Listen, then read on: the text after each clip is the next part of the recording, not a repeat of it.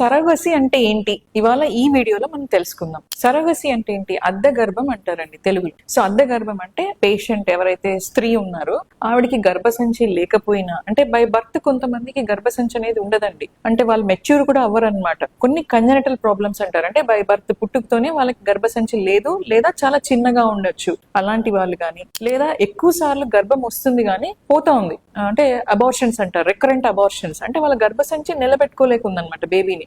So 7 times 10 times కూడా abortions అయిన patients ఉంటారు, అలాంటి వాళ్ళు.